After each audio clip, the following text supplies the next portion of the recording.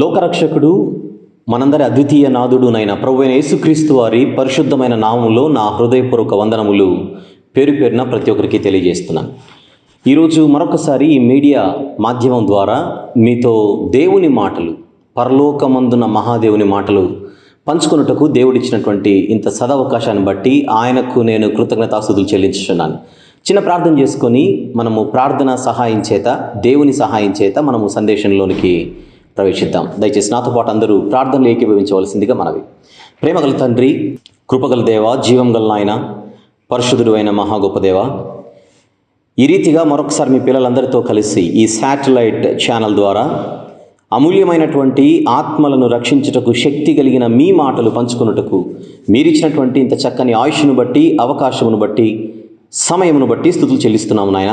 ఈ కొద్దిసేపు మేమందరము కలిసి మాట్లాడుకునబో ప్రతి మాట కూడా మా వెనికిడిలో మాకు దీవెనకరంగాను, మా ఆత్మీయ జీవితపు అభివృద్ధికి తోడ్పడులాగున ఈ మాటలన్నీ తండ్రి ఈ యొక్క సందర్భంలో ఉండులాగున సహాయం చేయమని మీ సహాయాన్ని అర్థిస్తూ, మీ నడిపింపు కొరకు మేము ఎదురు చూస్తూ, మీ ప్రియ కుమారుడు, మా అందరి ప్రభు, ప్రియ రక్షకుడైన యేసుక్రీస్తు ప్రభు వారి పరిశుద్ధమైన నామములో ప్రార్థన సమర్పిస్తున్నాము తండ్రి. ఆమెన్. ప్రభునందు ప్రియులారా, మనకున్నటువంటి ఈ సమయాన్ని వినియోగించుకుంటూ కొన్ని చక్కని సంగతులు మనము ఈ వారం జాగ్రత్తగా ఆలోచిద్దాం. ఈరోజు మీ ముందుకు నేను తీసుకొని వస్తున్నటువంటి అంశం, ప్రపంచానికి తెలియని సమస్య ఏమిటి? ప్రపంచానికి తెలియని సమస్య ఏమిటి? దయచేసి ఇక్కడ నేను మాట్లాడుతున్నది సమస్య గురించి.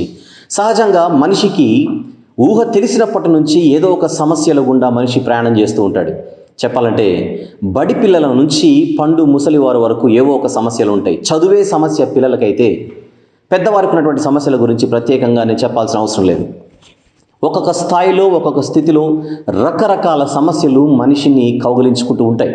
ప్రతి క్షణము కూడా మనిషి వాటి నుంచి బయటపడడానికి ఏదో ఒక ప్రయత్నం చేస్తూ ఉంటాడు. ఒక మనిషికి ఒక సమస్యగా అనిపించకపోయినా అదే విషయం మరొకరికి సమస్యాత్మకంగా ఉంటుందన్న సంగతి కూడా ఈ సందర్భంగా నేను ప్రస్తావిస్తున్నాను. ప్రియులారా, అలా చిన్న చిన్న సమస్యల నుండి పెద్ద పెద్ద సమస్యల వరకు ప్రపంచ మానవాళి ప్రతిక్షణం ఆ సమస్యలన్నిటినీ ఎదుర్కొంటూ ప్రయాణం చేస్తూ ముందుకు సాగుచున్న ఈ పరిస్థితులలో కొన్ని చక్కని ఆలోచనలు మనందరం కలిసి చేద్దామని పిలుపునిస్తూ ఈ సందర్భంగా ఈ మాటలు మీ ముందుకు తీసుకొని వస్తున్నాను.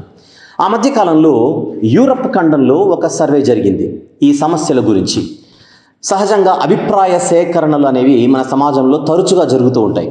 ఒక విషయం గురించి ప్రజలు ఏమనుకుంటున్నారు అనేటువంటి విషయంలో భాగంగా కొన్ని ప్రశ్నలు లేవనెత్తి అవి ప్రజల ముందుకు తీసుకొని వచ్చి సర్వే అనేటువంటి పేరు మీద అభిప్రాయ సేకరణలు తీసుకుంటూ ఉంటారు. అది మనందరికీ బాగా తెలిసినటువంటి విషయం. అలాంటి పరిస్థితులలో లేదా అలాంటి కోణంలో యూరప్ ఖండంలో ఒకరోజు ఒక సర్వే జరిగింది, లేదా ఒకనొక సందర్భంలో ఒక సర్వే జరిగింది. ఆ సర్వేలో ఒకే ఒక ప్రశ్న వేశారు ప్రజల ముందు. అదే, ప్రపంచంలో అన్నిటికంటే అతి పెద్ద సమస్య ఏమిటి అని ఈ ప్రశ్నను యూరప్ ప్రజలకు వేయగా ఆ యొక్క సర్వేలో పాల్గొన్నటువంటి ప్రజలందరూ కూడా రకరకాల సమాధానాలు ఇచ్చారు ఈ ప్రశ్నకు. వారు ఇచ్చినటువంటి సమాధానాలన్నిటినీ ఒకసారి వాళ్ళు తీసుకొని వాటిని 10 కేటగిరీలలో లేదా 10 రకాలుగా వాటిని విభజించి తర్వాత వారు డిక్లేర్ చేయడం జరిగింది, లేదా తెలియజేయడం జరిగింది ప్రజలకు. అసలు ఈ రీతిగా ఎన్నో రకాల సర్వేలు జరుగుతూ ఉంటాయి. ప్రస్తుతానికి మాత్రం ఈ ఒక్క సర్వేను మాత్రమే నేను ఈ సందర్భంగా కోట్ చేస్తున్నాను. ఇక ఈ 10 కేటగిరీలలో ఉన్నటువంటి సమాధానాలను ఒకసారి మనము పరిశీలించగలిగితే, ఇందులో ప్రపంచంలో అన్నిటికంటే అతి పెద్ద సమస్య ఏమిటి అనేటువంటి ప్రశ్నకు కొంతమంది ఇచ్చినటువంటి సమాధానం మాకు తెలియదండి అని చెప్పారు. వీళ్ళు సుమారు ఒక 2% మంది, 2% మంది ప్రజలు అసలు ప్రపంచంలో అన్నిటికంటే అతి పెద్ద సమస్య ఏంటో మాకైతే దీని గురించి క్లారిటీ లేదు అని చెప్పేసి చేతులు కడుక్కున్నారు, లేదా తుడుచుకొని వెళ్ళిపోయారు. ప్రియులారా, మరి మరొక బృందం దగ్గరికి వెళ్ళి ఈ యొక్క కేటగిరీలను మనం పరిశీలిస్తూ ముందుకెళ్తే మరొక బృందం, అంటే వీళ్ళు 3% మంది, 2% మంది ఏమో మాకు పెద్దగా దీని గురించి క్లారిటీ లేదని చెప్పిన వారైతే, మరికొంతమంది మాత్రం వీళ్ళు ఒక 3% మంది వీళ్ళు ఇచ్చినటువంటి సమాధానం న్యూక్లియర్ వెపన్స్, భయంకరమైనటువంటి రసాయన ఆయుధాలు ఈరోజు ప్రపంచాన్ని వణికిస్తున్నాయి. ఒకనాడు మనందరికీ తెలుసు, రెండవ ప్రపంచ యుద్ధంలో హిరోషిమా, నాగాసాకి అనేటువంటి నగరాలపై అమెరికా దేశం విసినటువంటి అటామిక్ బాంబ్స్ గురించి మనకు తెలుసు. 2 అణుబాంబులే లక్షలాది మందిని పొట్టన పెట్టుకున్న సంగతిని ఒకసారి గుర్తు చేసుకుంటే, నిజంగా ఒకవేళ భవిష్యత్తులో కనుక 3వ ప్రపంచ యుద్ధం అనేది జరిగితే మాత్రం బూడిదయ్యే భూమిని ఒకవేళ అలాంటి భయంకరమైనటువంటి రసాయన ఆయుధాలే కనుక ప్రయోగిస్తే బూడిదయ్యే అయ్యే భూమిని చూడడానికి కూడా మనిషి మిగలడు అని ఆలోచించి ఒక 3% మంది చెప్పారు ఈ భయంకరమైనటువంటి న్యూక్లియర్ వెపన్సే ప్రపంచానికి ఈరోజు అతిపెద్ద సమస్య అని చెప్పిన వాళ్ళు ఒక 3% మంది సర్వేలు. ఇక మరొక బృందం, ఇది ఒక 4% అనుకుందాం, ఈ ఒక 4% మంది చెప్పినటువంటి సమాధానం ప్రపంచ దేశాల మధ్య ఒక భయంకరమైనటువంటి యుద్ధ మేఘాలు ఎప్పుడు కూడా కమ్ముకొని ఉంటాయి. ఒక దేశం అంటే మరొక దేశానికి పడ్డం లేదు, ఒక దేశానికి మరొక దేశానికి మధ్య సఖ్యత లేదు. ఏదో ఐక్యరాజ్య సమితి నిర్వహించేటువంటి గొప్ప గొప్ప శిఖరాగ్ర సమావేశాలలో అగ్రరాజ్యపు అధ్యక్షులందరూ కూడా లేదా దేశాధ్యక్షులందరూ కూడా పాల్గొన్నప్పటికీ కళ్ళ ముందు కనిపించినప్పుడు నవ్వుతూ పలకరించుకున్నా, కరచాలనం చేసుకున్నా, నిజానికి లోపల మాత్రం ఒక దేశం అంటే మరొక దేశానికి పడదు కనుక ఏ క్షణాన ఏ యుద్ధం ఎక్కడ ప్రారంభమవుతుందో తెలియని పరిస్థితిలో ఈ ప్రపంచం మగ్గిపోతుంది కనుక యుద్ధ వాతావరణమే దేశాల మధ్య ఉన్నటువంటి భయంకరమైన సమస్యని ఒక 4% మంది ఈ సర్వేల్లో సమాధానం ఇవ్వడం జరిగింది. ఇకపోతే మరొక 4% మంది, ఈ 4% మంది కాకుండా మరొక 4% మంది ఇచ్చినటువంటి సమాధానమే ఈ యుద్ధ వాతావరణం ఈ న్యూక్లియర్ వెపన్స్ కంటే భయంకరమైనదే అంటువ్యాధులు. ఎందుకంటే అంటువ్యాధులకు కాలంతో పని లేదు. అంటువ్యాధులు భయంకరంగా ప్రపంచాన్ని కబలించేస్తూ ఉంటాయి. ఒకప్పుడు కలరా అనేటువంటి మహమ్మారి ఈ ప్రపంచాన్ని గజగజలాడించినటువంటి పరిస్థితి తెలుసు. ఆ తర్వాత మొన్న ఇబోలా అనేది, ఇక ఈ రోజు నేను చెప్పాల్సిన అవసరం లేదు, కరోనా గురించి ప్రపంచం అంతా ఎంత తల్లడిల్లిపోతుందో మనందరికీ తెలుసు. ఈ రీతిగా ఆయా సందర్భాలలో అంటువ్యాధులు అన్నవి ఈ యొక్క ప్రపంచ మానవాళిని కబలించి ఆట ఆడుకుంటున్నటువంటి పరిస్థితుల మధ్య అంటువ్యాధులే అత్యంత భయంకరమైనటువంటి ప్రపంచ సమస్య అని సమాధానం ఇచ్చిన వారు మరొక 4% మంది. ఇకపోతే ఇంకొక అడుగు ముందుకేస్తే మరికొంతమంది ఇచ్చినటువంటి సమాధానం వీళ్ళు సుమారు ఒక 5% మంది. వీరు ఇచ్చినటువంటి సమాధానం అసలు ఈ ప్రపంచంలో ఏ సమస్య అయినా కూడా ఎక్కువ అవడానికి ముఖ్య కారణం జనాభా పెరుగుదల. రోజు రోజుకి జనాభా పెరుగుదల విపరీతంగా ఉన్నటువంటి పరిస్థితులలో ఈ జనాభా పెరుగుదలను కనుక మనం అరికట్టగలిగితే ఖచ్చితంగా ఎన్నో సమస్యలకు అది పరిష్కారం అవుతుందని సుమారు ఒక 5% మంది సమాధానం ఇచ్చారు. ఇప్పటివరకు నేను ఒక 5 రకాల సమాధానాలు మీ ముందుకు తీసుకొని వచ్చాను కదా.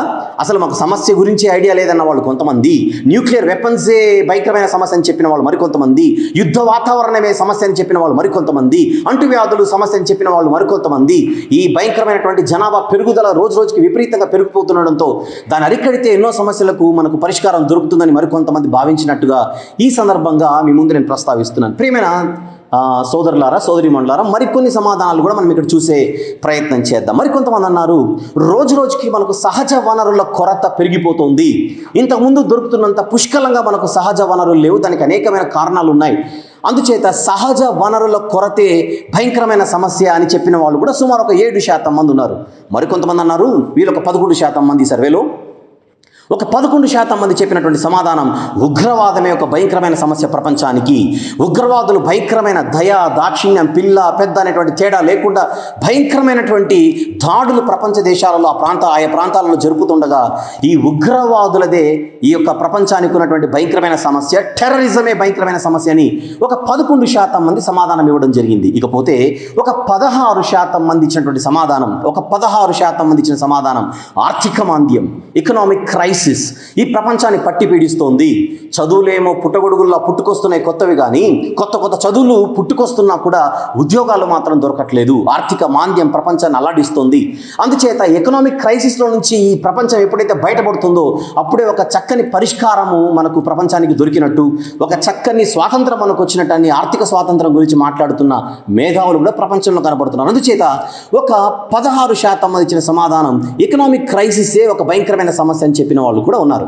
ఇకపోతే ఒక 20% మంది చెప్పిన సమాధానం అసలు వీటన్నిటికంటే అత్యంత భయంకరమైన సమస్యే క్లైమేట్ చేంజ్ అని చెప్పారు.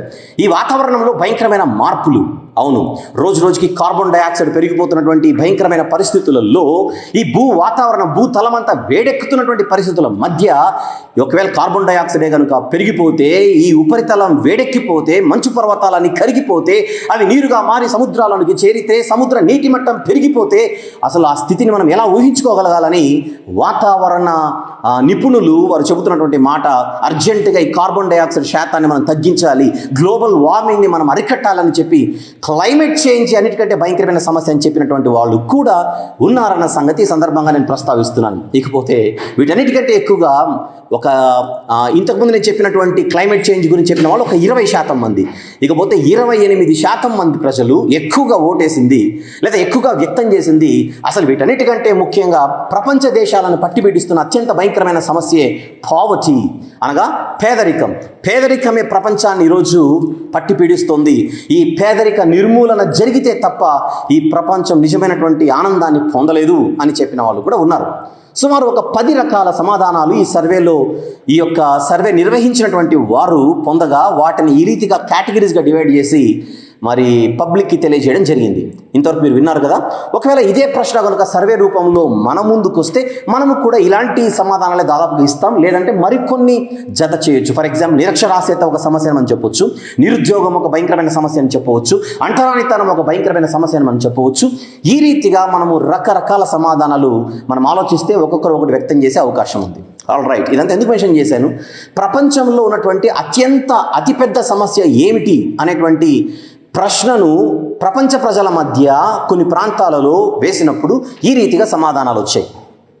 చెప్పాలంటే ఎవరు కూడా ఒకటే సమాధానాన్ని ఇవ్వడం అన్నది జరగలేదు. రైట్, అయితే ఈరోజు మనందరం కూడా కలిసి మరిన్ని లోతైనటువంటి వాస్తవాలు ఆలోచిస్తే చాలా మంచిది అనేటువంటి ఉద్దేశంతో ఇప్పుడు మనకున్నటువంటి సమయాన్ని వినియోగించుకుంటూ నేను పిలుపునిస్తున్నాను. ప్రియులారా, ఒకసారి మనం ఆలోచిద్దాం. ఇప్పుడు నేను ప్రస్తావించినటువంటి ఈ 10 నిమిషాల వ్యవధిలో నేను ప్రస్తావించినటువంటి సమాధానాలు ఏవైతే ఉన్నాయో, ఈ సమాధానాలలో కనిపించే సమస్యలు ఏవైతే ఉన్నాయో, ఈ సమస్యలన్నీ కూడా మీరు ఒకసారి ఆలోచించండి.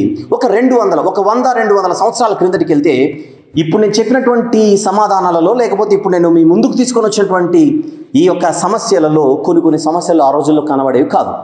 ఫర్ ఎగ్జాంపుల్, జనాభా పెరుగుదల. ఒక 100-200 సంవత్సరాల కిందకి వెళ్తే జనాభా పెరుగుదల అనేది పెద్దగా ఈరోజు మనం చూస్తున్నంత సమస్య అయితే ఆ రోజు అది కాదు. అవునా? అలాగనే ఒక ఆర్థిక మాంద్యం, లేదా ఇంకొకటి మీరు nuclear weapons. For example, nuclear weapons అనేది ఈరోజు మనకు సమస్య. ఒక 100 ఏళ్ల కిందట, ఒక 200 సంవత్సరాల క్రిందట అసలు న్యూక్లియర్ వెపన్స్ అన్న ప్రస్తావనే లేదే. న్యూక్లియర్ వెపన్స్ అనేటువంటి సమస్య ప్రపంచానికి లేదే. అనగా ఈరోజు మనం ఏ వేటినైతే సమస్యలు అని మనం అనుకుంటున్నామో కొన్ని 100 సంవత్సరాల క్రిందటికి వెళ్తే అవి ఈ ప్రపంచానికి సమస్యలు కాదు.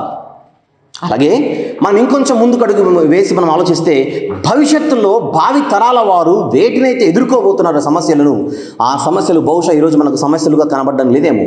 ఈరోజు ఏవైతే మనకు సమస్యలుగా కనబడడం లేదో అవే భవిష్యత్తులో భావి తరాల వారికి సమస్యలుగా కూడా మారవచ్చు. ఇక నేను చెప్పదలుచుకుంది, ఈరోజు మనం మాట్లాడుకుంటున్నటువంటి సమస్యలన్నీ కూడా ప్రారంభం నుండి ఉన్నటువంటి సమస్యలు కాదు, మధ్యలో అప్పుడప్పుడు అక్కడక్కడ చోటు చేసుకుని కొన్ని సమస్యలు తర్వాత కాలంలో కూడా సమస్య పోతున్నాయి కూడా. అయితే నేను గత వారము అంతకుముందు వారము కూడా మీ ముందు కొన్ని విషయాలు ప్రస్తావించాను. సృష్టికర్త అన్నటువంటి ఒక దేవుడు ఉన్నాడు. ఆ దేవుడు సర్వలోకాన్ని కలిగించినటువంటి సృష్టికర్త, సర్వ మానవాళికి జన్మనిచ్చినటువంటి పరలోకపు దేవుడు, పరలోకపు తండ్రి అని చెప్పాను. నిజమే, కొన్ని సందర్భాలలో పెద్దల మాటలు మనుషులు వినడం చాలా అవసరం. కొన్ని సందర్భాల్లో కాదు, ప్రతి సందర్భంలో కూడా పెద్దల మాటలు చాలా అవసరం. అలాంటిది ప్రపంచానికి జన్మనిచ్చినటువంటి, ప్రపంచాన్ని కలిగించి ప్రపంచ మానవాళికి జన్మనిచ్చినటువంటి పరలోకమందున దేవుడు మొదటి మానవులు పుట్టినప్పుడే ఒక సమస్య గురించి ఆయన లేవనెత్తడం జరిగింది. ఈ సమస్య గురించి మనం ఈరోజు కొద్దిసేపు మనం ఆలోచించగలిగితే, సమయాన్ని తీసుకొని కొద్దిగా వీటిని అర్థం చేసుకునే ప్రయత్నం చేయగలిగితే చాలా విషయాలు మనకు ఎంతో సహాయం చేస్తాయి. మెరుగైన సమాజం కోసం ఈ మాటలు ఖచ్చితంగా ఉపయోగపడతాయని మంచి విశ్వాసముతో ఇప్పుడు నేను పరలోకమందున దేవుడు ఒకప్పుడు ప్రారంభ మానవాళికి చెప్పినటువంటి ఒక భయంకరమైన సమస్య గురించి మీ ముందు ప్రస్తావిస్తున్నాను. ఈ సమస్య గురించి ప్రపంచం లేదా ఈ సమాజం ఎక్కువగా పట్టించుకోవట్లేదు, ఎక్కువగా ఆలోచించట్లేదు. కానీ అన్నిటికంటే ఈరోజు మనం సమస్యలుగా భావించే ఏవైతే ఉన్నాయో వాటన్నిటికంటే ముందే ప్రారంభ మనుషుల నుండి ఈ ప్రపంచాన్ని పట్టి పీడిస్తున్న ఒక భయంకరమైన సమస్య గురించి దేవుడు ఏం మాట్లాడాడో ఒకసారి బైబిల్ తెరచి చూద్దాం. బైబిల్లోని మొదటి పుస్తకం ఆదికాండం తీద్దాం ఒకసారి. ఆదికాండం అందులోని 4వ అధ్యాయాన్ని నేను ఇక్కడ కోట్ చేస్తున్నాను. ఆదికాండము 4వ అధ్యాయం. బైబిల్ చెబుతున్నటువంటి ఒక మానవ చరిత్ర గురించి ఇక్కడ మనం ఆలోచిస్తే, మొట్టమొదటి మనుషులు ఆదాము హవ్వ అనేటువంటి పేరు మీద ఉన్న ఆది దంపతులైతే వారిద్దరికి పుట్టినటువంటి మొదటి కుమారుడు కయీను అనేటువంటి ఒక వ్యక్తి.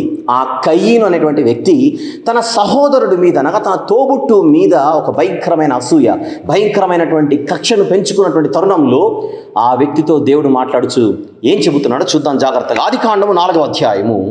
ఒకసారి నేను 7వ వచనాన్ని ఇక్కడ చదువుతున్నాను. 7వ వచనం, నీవు సత్క్రియ చేసిన ఎడల తలెత్తుకునవా, సత్క్రియ చేయని ఎడల వాకిట పాపము పొంచియుండును అన్నమాట ఉంది చూడండి. మరలా, నీవు సత్క్రియ చేసిన ఎడల తలెత్తుకొనవా, సత్క్రియ చేయని ఎడల వాకిట పాపము పొంచియుండును అని ఒక సమస్య గురించి ఆయన మాట్లాడుతున్నాడు. దాని పేరు పాపం అని అన్నాడు.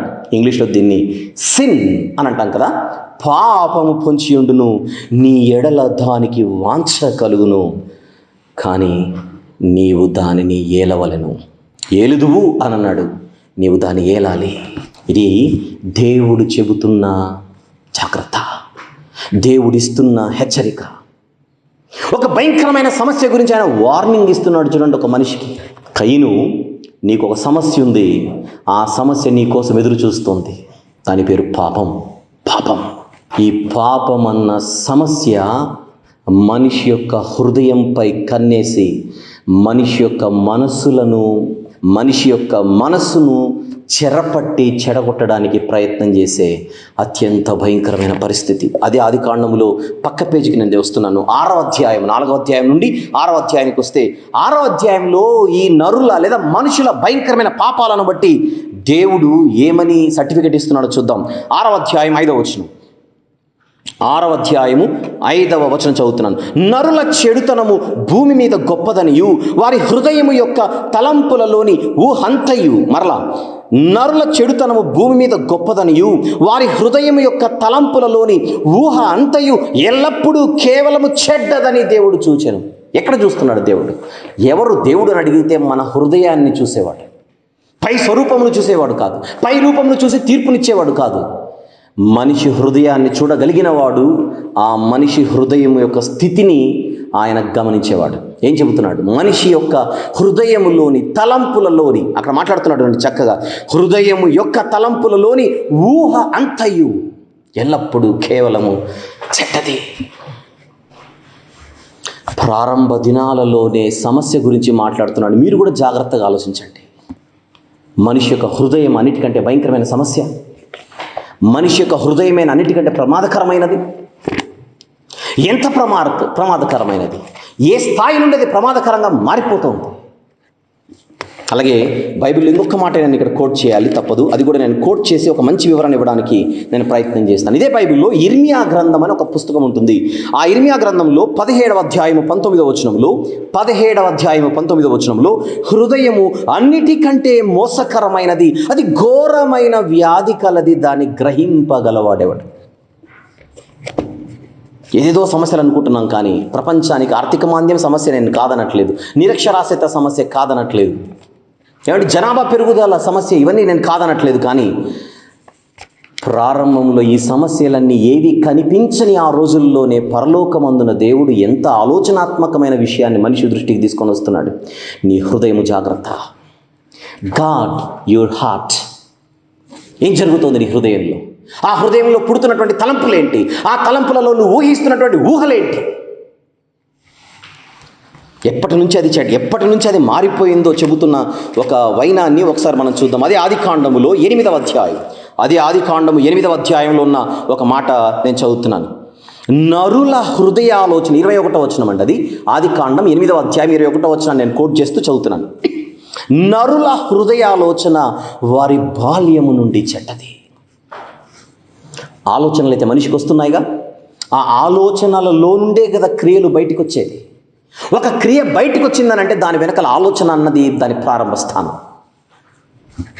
ఒక వ్యక్తి దొంగతనం చేశాడు, చేసినది క్రియ అయితే చెయ్యాలి అని అనుకున్నది ఆలోచన.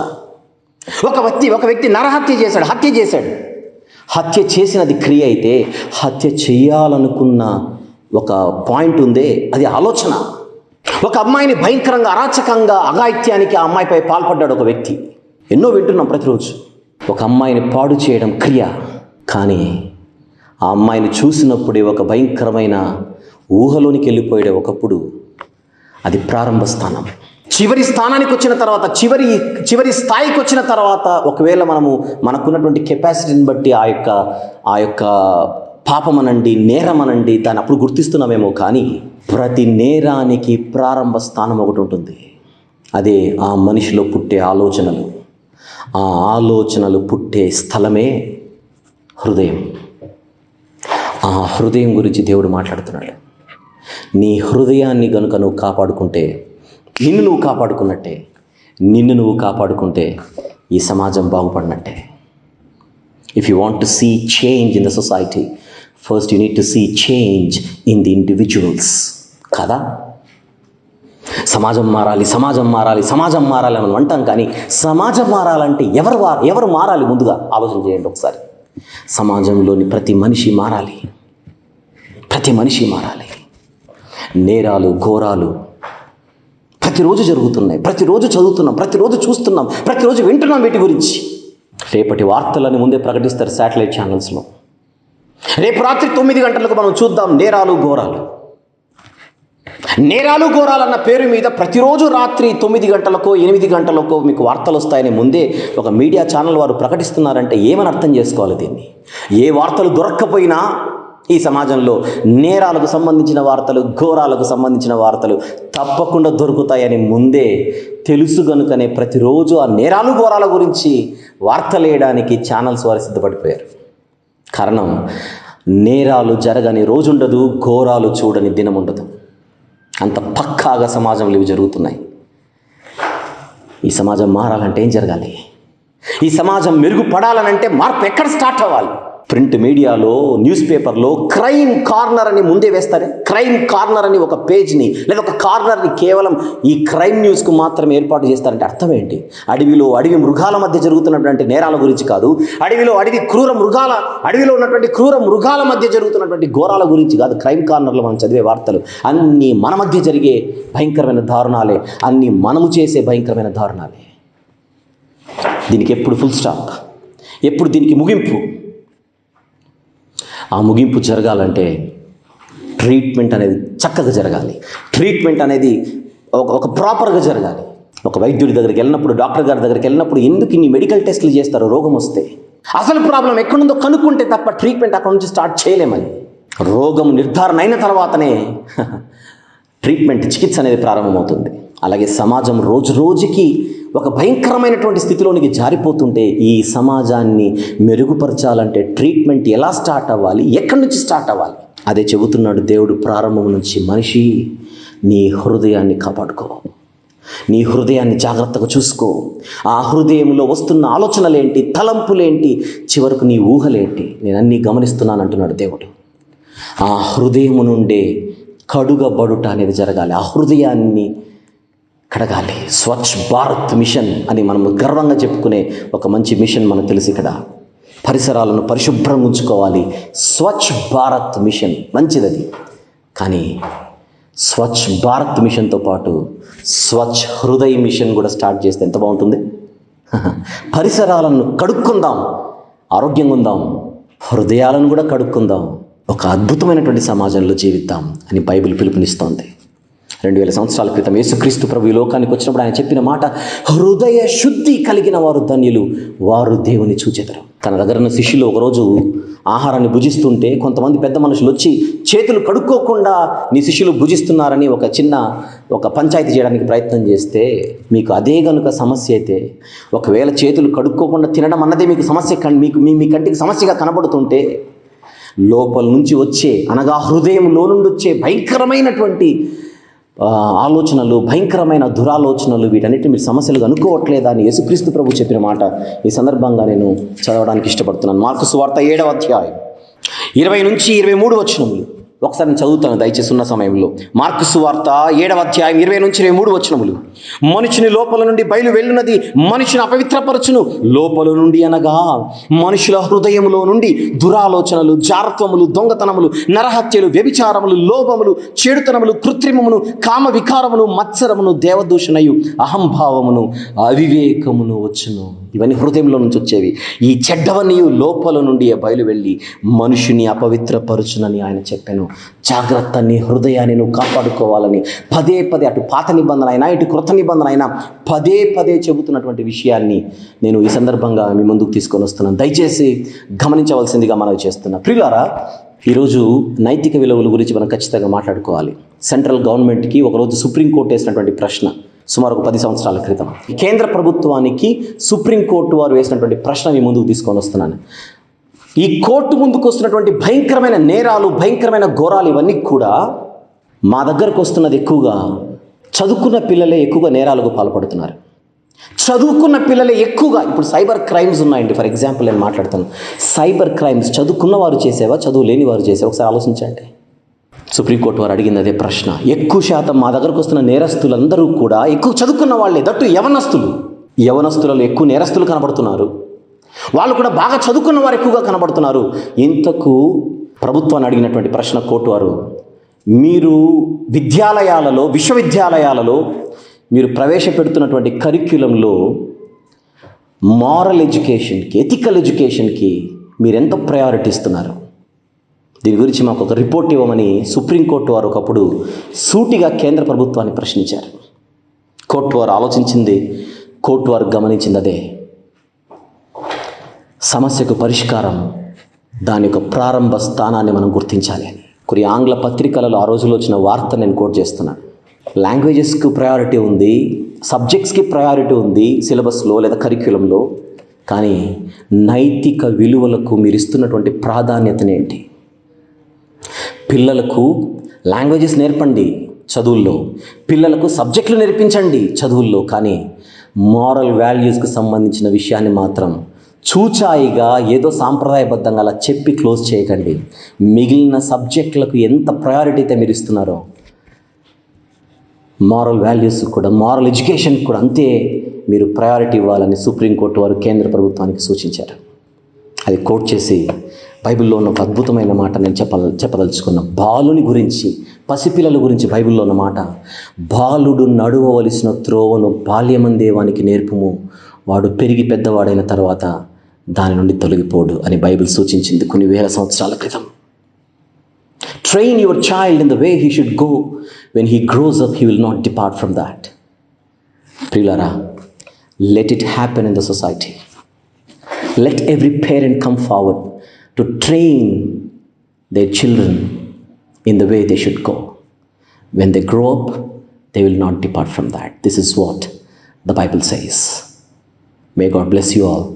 వచ్చే వారం దీని కొనసాగింపుగా మరిన్ని గొప్ప సంగతులు మనం మాట్లాడుకుందాం. ముగించే ముందుకు ఒక్క మాట చెప్తున్నాను.